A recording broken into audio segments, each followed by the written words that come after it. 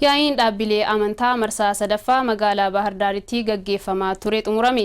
Yaa'ii marsaa afraffaa naannoo Harar akka qopheessu ibsameera. Boontuu Tasfaayee dabalata qabdi.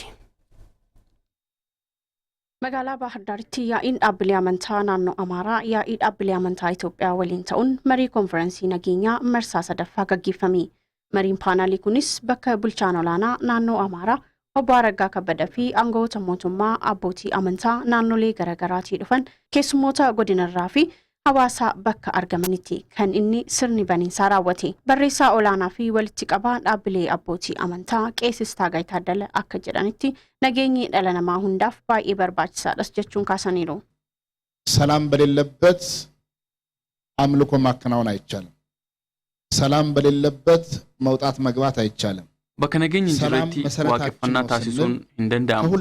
Bakka nageenyi hin jirre bahuuf galuun hin jiru. Nageenyi waan hunda caalaa kan nu barbaachisudha. Nageenyi bakka jirutti hundi ni salphata. Garuu yeroo nageenyi hin jirretti nageenyi nu hawwisiisa. Waa'ee nageenyaa ni faarfanna, ni haasofna. Yeroo hunda cichoominaan ni hojjenna. Aarsaas ni kaffalla. ሁሌ እንዘምራለን። ስለ ሰላም ሁሌ እንናገራለን። ስለ ሰላም ሁሌም እንተጋለን፣ እንሰራለን። ደግሞም ስለ ሰላም እንሰዋለን። Bulchaan olaanaa naannoo Amaaraa Obbo Araggaa Kabbadaa yaa'icha irratti argamuun haasaa baniinsaa taasisaniin ergaa dabarsaniiru. የእምነት ተቋማቱ ሰላምንና መቻቻልን አብሮነትን ከማስከበር አልፈው dhaabbileen amantaa nageenya wal danda'u tokkummaa kabachiisuu darbee dhaabbata ofii isaanii keessatti sadarkaa biyyaatti misoomni akka dhufu kan hojjetan dhaabbileen amantaa bifuma wal fakkaatuun uummatni biyya keenyaa maatii isaa fi biyya isaa akka guddisuuf tattaaffii cimaa akka taasisan ni barbaanna.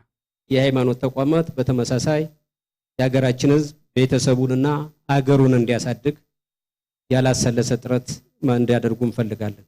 Hirmaattonni yaa'icha irratti argaman akka jedhanitti mariin kun bakkeewwan garaagaraatti cimee yoo fufe nageenya waaraa amansiisaa akka dhufu kan isaan dubbatan.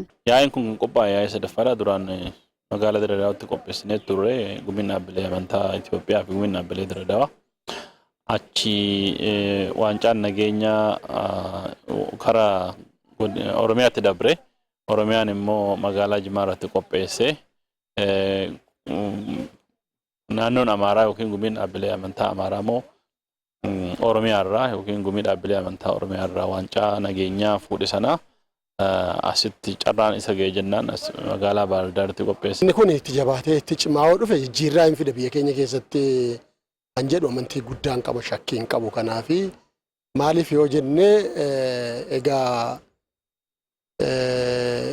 dhaabni amantii uummanni kun walumaa galatti uummanni biyya keenya keessa jiru dhaabuma amantii keessa kan jiru.